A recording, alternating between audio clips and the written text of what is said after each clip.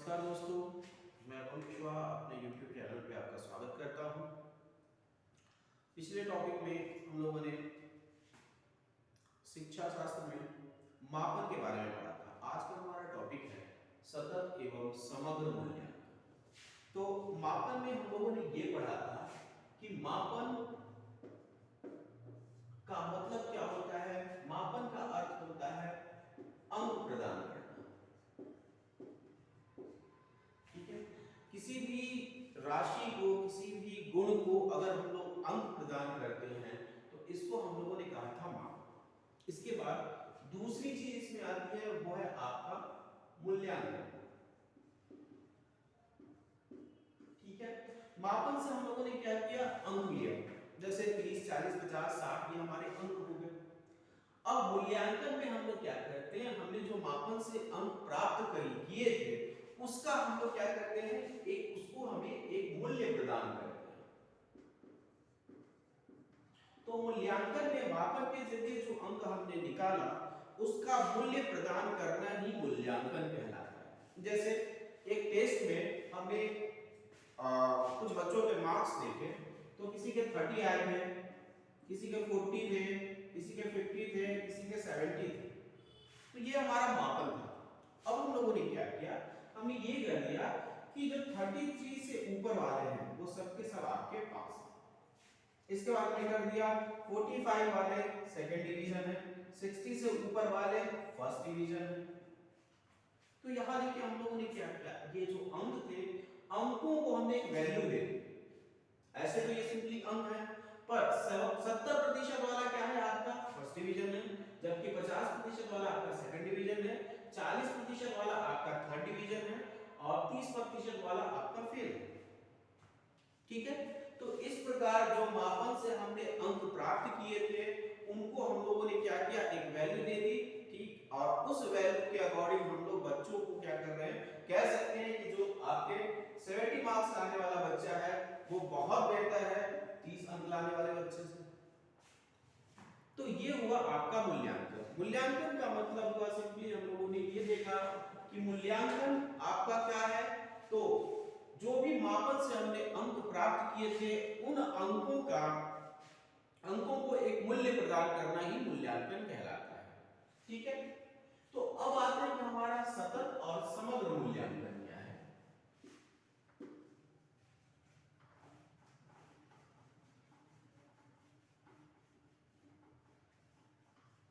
इसको इंग्लिश में हम लोगों ने कहा CC, comprehensive and continuous evaluation. सतत का मतलब होता है आपका लगातार, समग्र का मतलब होता है पूरा, और मूल्यांकन मूल्य प्रदान करना। ठीक है, तो अगर हम लोग पुराने सिस्टम की बात करें, जो जिस पद्धति पे, जिस सिस्टम में हमारे परीक्षाएं हुआ करती थी या मूल्यांकन बच्चों का किया जाता था, वो आपकी होती थी तिमाही परीक्षा, उसके बाद छमाही परीक्षा, नौमाही परीक्षा और फिर सालाना या वार्षिक।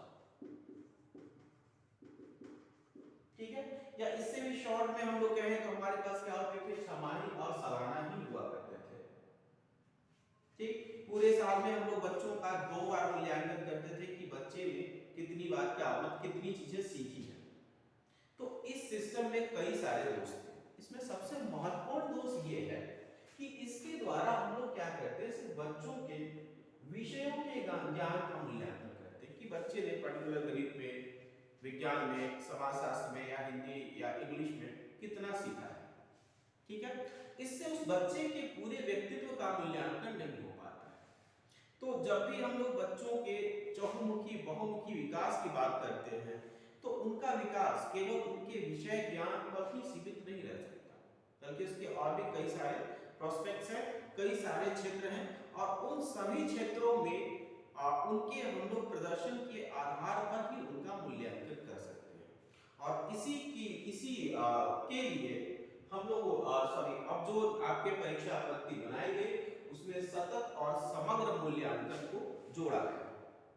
ठीक है, सतत और समग्र मूल्यांकन की आवश्यकता क्यों है कि विषयों से हटकर जो आपके अतिरिक्त गतिविधियां हैं उनमें बच्चों का प्रदर्शन कैसा है, इस बात की जानकारी के लिए हम लोगों ने एक नया सिस्टम बनाया बच्चों के मूल्यांकन करने का, जिसे सतत और समग्र मूल्यांकन कहा गया। यहाँ मूल्यांकन ऐसा नहीं है कि मूल्यांकन आपके 3 महीने पे होगा, 6 महीने पे होगा या 1 साल के ऊपर होगा, नहीं, ये मूल्यांकन आपका क्या होगा, लगातार होगा, हर क्षण होता रहेगा, क्लास में भी होता रहेगा, क्लास के बाहर भी ये चलता रहेगा। ठीक है, तो भारत में जो आपका प्रशिक्षण केंद्र है सीसीई का, वो याद रखिएगा, ये है आपका पंचकुला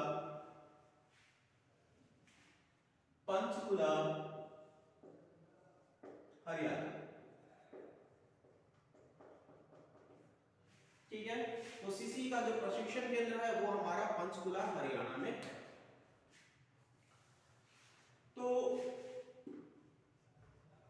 यहाँ जो हमारा मूल्यांकन होता है, ठीक है, वो मूल्यांकन आपका क्या होता है, सतत होता है और व्यापक होता है। ठीक, सतत और व्यापक, यहाँ दो शब्द हैं आपके, सतत और दूसरा आपका क्या है, व्यापक। सतत का मतलब आपका क्या है, लगातार। तो लगातार मूल्यांकन हम लोग इन चीजों का करते हैं। तो लगातार मूल्यांकन किया जाता है बच्चों की रचनात्मकता, और व्यापक में आपका क्या आता है, योगात्मक। यानी हम लोग विषयों से संबंधित ज्ञान जो है, विषयों से संबंधित ज्ञान का, विषयों से संबंधित ज्ञान का जो भी हमारा अंक है या जो भी मूल्यांकन हुआ, वो आपका योगात्मक मूल्यांकन कहा जाता है। ठीक है, तो यहाँ हम लोग इसको क्या करते हैं, दो भागों में बांट के मूल्यांकन करते हैं बच्चों का, रचनात्मक और योगात्मक। या हम लोग कह सकते हैं कि रचनात्मक में बच्चों की क्रिएटिविटी की हम लोग क्रिएटिविटी का मूल्यांकन करते हैं, जबकि योगात्मक में हम लोग क्या करते हैं, उनके जो विषयों का ज्ञान है उनका मूल्यांकन करते हैं या बौद्धिक ज्ञान का मूल्यांकन करते हैं। ठीक है, इसी चीज को आपका क्या कहा जाता है, इसी चीज को FA और SA कहा जाता है। FA formal assessment, SA summative assessment. Okay, तो अब जो आपके रिजल्ट बनाए जाते हैं, जो अंतिम परिणाम बनाए जाते हैं, वो उसमें केवल और केवल उनके विषयों के ज्ञान ही, बौद्धिक ज्ञान ही सम्मिलित नहीं होते हैं, बल्कि इसमें रचनात्मक और योगात्मक दोनों आपके मान क्या होते हैं, सम्मिलित होते हैं। उसके आधार पर बच्चों के रिजल्ट बनाए जाते हैं। ओके, अब देखते हैं कि मूल्यांकन पद्धति में क्या बदलाव आएगा।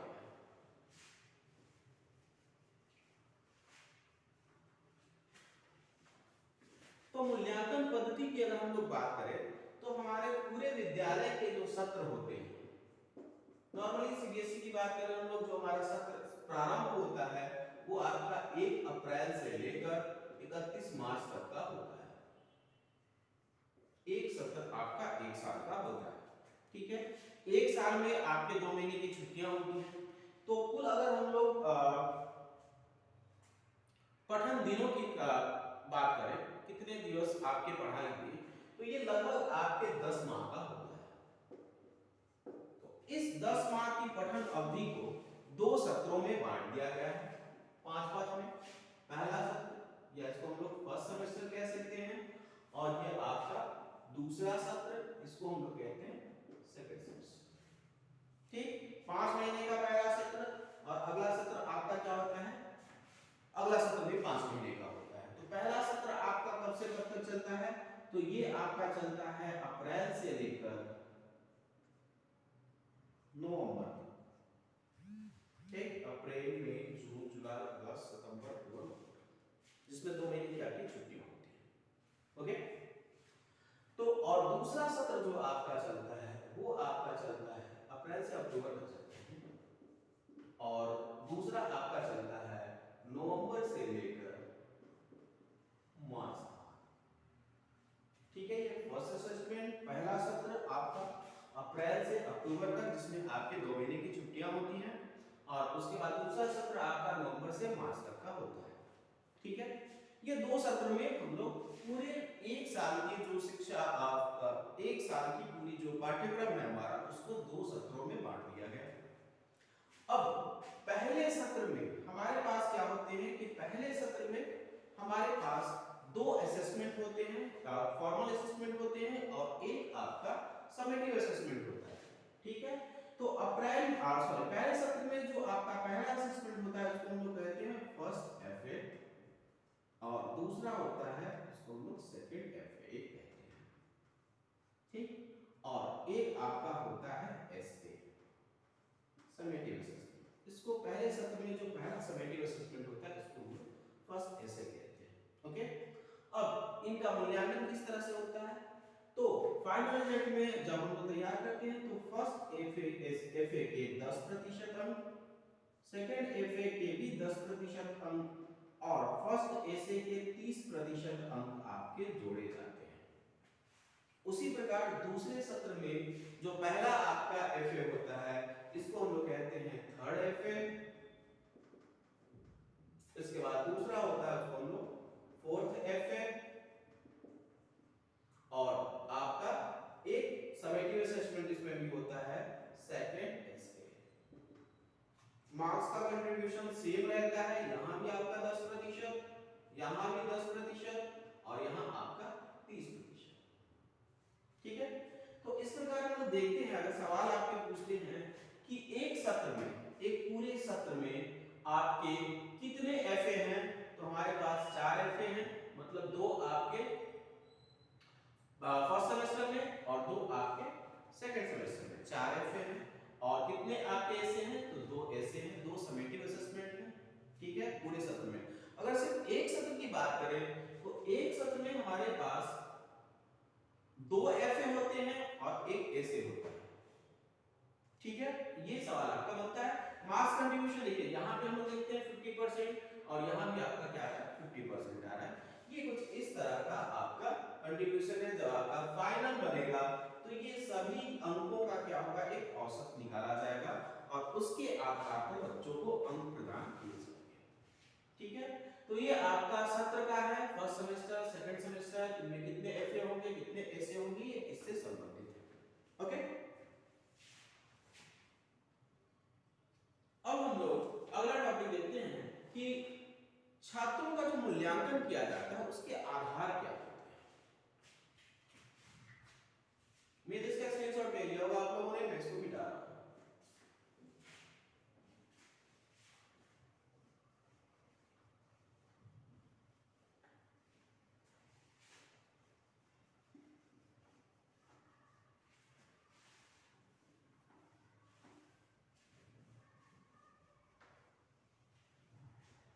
चलिए, अब हम लोग मूल्यांकन के आधार की बात करें।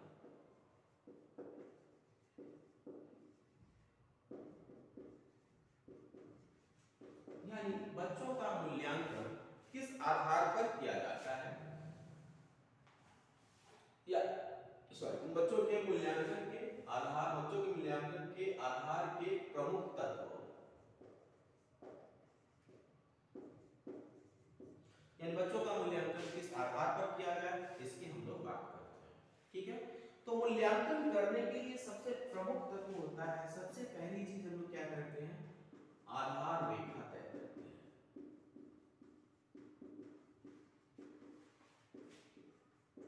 ठीक है, देखिए आधार रेखा क्या होती है, ये आपका वो लाइन होती है जिसके आधार पर बच्चों का मूल्यांकन किया जाता है।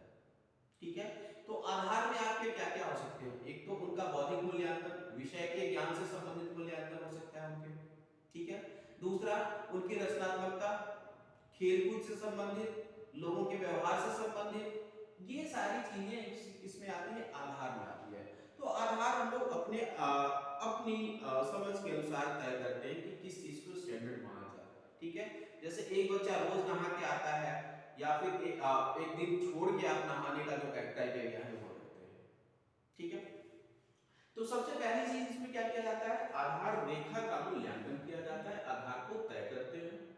उसके बाद हम लोग जब एक बार आधार तय करते हैं तो उसके आधार पर योजना का निर्माण करते हैं, जिसको हम लोग कहते हैं आरंभिक योजना का निर्माण।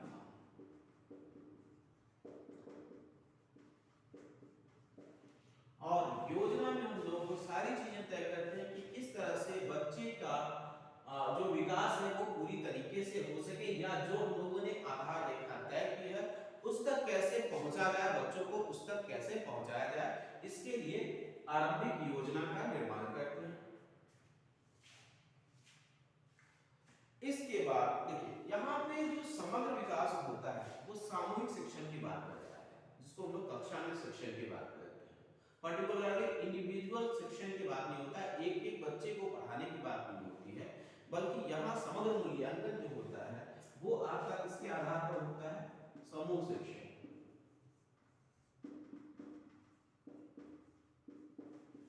ठीक है, आप क्लास में 40 बच्चों को पढ़ाते हैं, ओके, तो उन 40 बच्चों को आपने एक जैसा पढ़ाया, अब उस पढ़ाई में किस बच्चे ने कितना ग्रहण किया, किस बच्चे ने उसको किस तरह से समझा, कितना समझा, इसको समझने का जरिया क्या है, समूह शिक्षण ही है। इससे बच्चों की बौद्धिक क्षमता का पता चलता है। ठीक है, दूसरा उनके अंदर सहयोग की भावना का विकास होता है, स्वस्थ प्रतियोगिता की भावना का विकास होता है। तो समूह शिक्षण ये तीसरा आधार है जिसके जरिए हम लोग मूल्यांकन को करते हैं। अब मूल्यांकन जो हम लोग करेंगे उसमें कुछ उपकरणों का प्रयोग करते हैं। तो चौथी चीज जो है हमारी वो है मूल्यांकन में के अलग अलग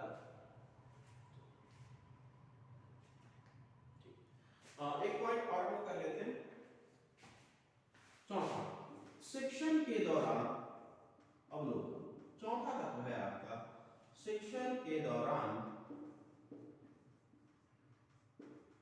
अवलोकन।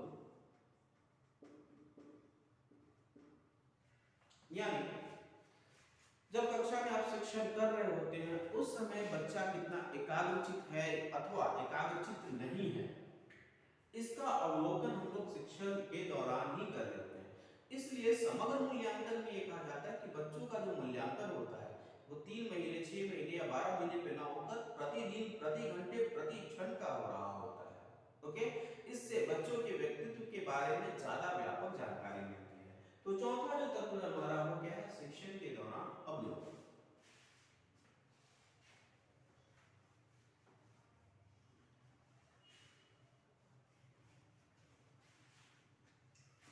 और पांचवी चीज है हमारी मूल्यांकन के अन्य उपकरणों का प्रयोग। मूल्यांकन के अन्य उपकरणों का प्रयोग।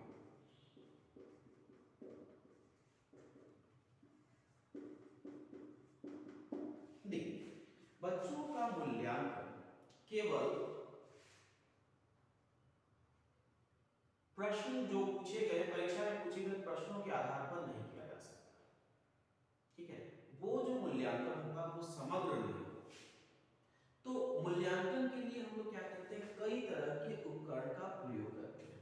ओके, तो इनमें आपके जो मुख्य उपकरण है उसमें पहला तो ये है आपका शिक्षा के दौरान अवलोकन। हम लोग कक्षा में बच्चों के व्यवहारों को लगातार देखते हैं। ठीक, दूसरा बच्चों को हम लोग क्या कहते हैं, शिक्षण डायरी देते हैं। मूल्यांकन का उपकरण शिक्षण डायरी में क्या होता है कि पूरे साल का या एक सत्र का सिलेबस लिख के दिया जाता है कि इसमें इतनी चीजें आपको करनी है। ओके, इसके बाद हम लोग क्या करते हैं, छात्रों को एक व्यक्तिगत डायरी देते हैं।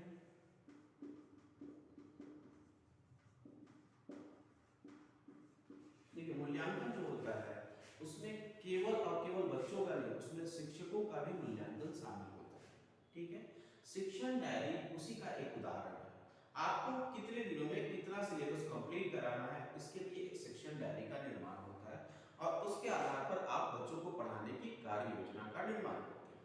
ओके, दूसरा है छात्रों की डायरी, जिसको हम लोग क्या करते हैं, प्रतिदिन उनसे फील करवाते हैं, प्रतिदिन उनको भरवाते हैं, उनसे कहते हैं कि आप लिख के लाओ कि आज का होमवर्क आपका ये है और आपने क्या क्या काम किया। जो भी आपकी शिकायतें वगैरह होती है वो उस पे क्या करते हैं, लिख के देते हैं और पेरेंट्स से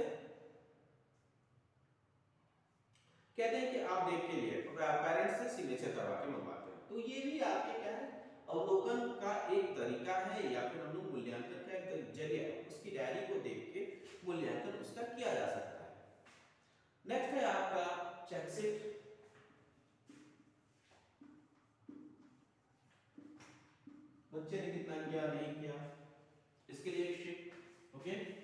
इनके लिए वर्कशीट,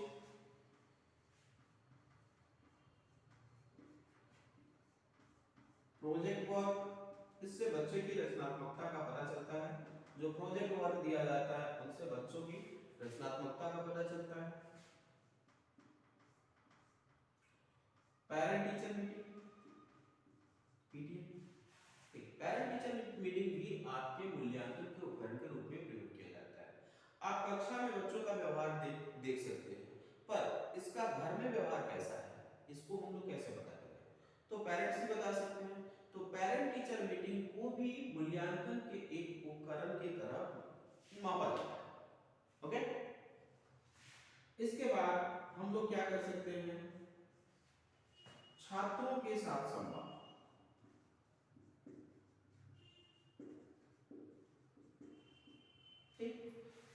किसी बच्चे की जानकारी के लिए उसके दूसरे साथियों से हम लोग जो बातचीत करते हैं ताकि उसके व्यवहार का पता लग सके कि जब शिक्षक की अनुपस्थिति में इसका व्यवहार कैसा होता है या खेल के मैदान में इसका व्यवहार कैसा होता है, ये छात्रों के साथ संवाद के द्वारा पता किया जा सकता है।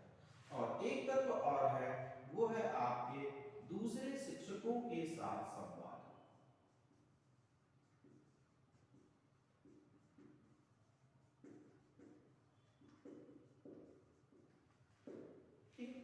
देखिए, दूसरे शिक्षकों के साथ संवाद से आपको उस बच्चे की किसी दूसरे विषय में कैसी दिलचस्पी है या कितनी प्रगति हुई है, ये आपको पता चलता है। तो ये हमारे पास 8 उपकरण हैं जिनका हम लोग क्या करते हैं, मूल्यांकन के दौरान उपयोग करते हैं।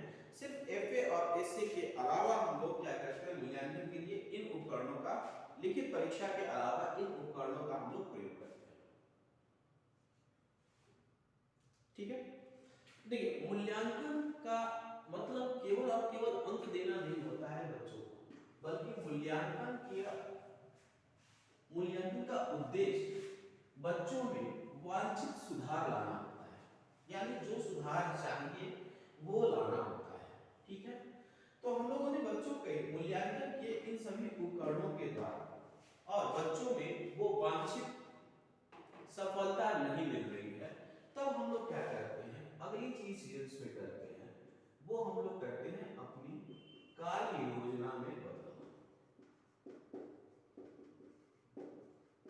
यानी बच्चे में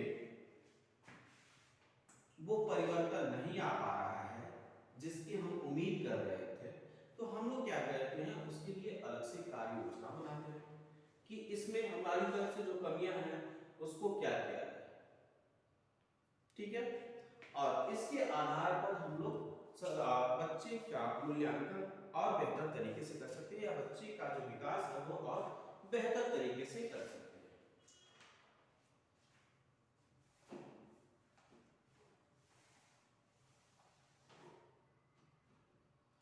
अब हम लोग आते हैं कि मूल्यांकन के लिए पहले जो परसेंटेज था या फिर आपके मार्क्स बेसिस पे जो एग्जाम्स होते थे वो आपके क्या है, उनको हटा के अब जो नई सिस्टम आई है इसको हम लोग कहते हैं ग्रेडिंग सिस्टम। तो थोड़ा सा हम लोग ग्रेडिंग सिस्टम को समझ लेते हैं कि ग्रेडिंग सिस्टम क्या होता है और ये किस तरह से फायदेमंद है। ओके, हम लोग बच्चों को अंक ना देके क्या करते हैं, उनको ग्रेड देते हैं। ठीक है, जब अंक या प्रतिशत के आधार पर बच्चों का मूल्यांकन किया जा रहा था तो कई तरह के मनोवैज्ञानिक समस्याएं आई। वैसे बच्चे जो अच्छे मार्क्स ला रहे हैं, 90% या 92% अंक लाने वाले बच्चे भी आत्महत्या कर रहे हैं या डिप्रेशन का शिकार हो रहे हैं। तो इसका कारण क्या है? तो जो मनोवैज्ञानिक थे उन्होंने इनका कारण ये समझाया कि प्रतिस्पर्धा की भावना, अगर कोई बच्चा 90% लाता है और उसके पड़ोस का बच्चा 91% लाता है तो सिर्फ 1% के अंतर से बच्चा डिप्रेस हो जाता है। तो इस सिस्टम को बदलने के लिए, सुधार करने के लिए हमारे पास ग्रेडिंग सिस्टम लाया गया। ओके, और इसमें हम लोग बच्चों को परसेंटेज ना देके क्या कर देते हैं, ग्रेड देते हैं। एक बात और, इसमें कोई भी बच्चा फेल नहीं होता है। ठीक है, सबके सब आपके किसी न किसी ग्रेड के अंदर आते हैं। तो यहाँ पे ग्रेडिंग सिस्टम में 5 तरह के ग्रेडिंग किए गए, ए, बी, सी, डी और ई ग्रेड। ग्रेडिंग सिस्टम में टोटल कितने ग्रेड हैं आपके? 5 ग्रेड होते हैं ई तक, ठीक है। अब इसमें भी आपके क्या हुए, ए में भी आपके 2 ग्रेड दिए गए, ए प्लस और ए प्लस प्लस, या हम लोग ए प्लस प्लस और ए प्लस कह सकते हैं, ठीक। ए प्लस की ग्रेडिंग किनको दी जाती है?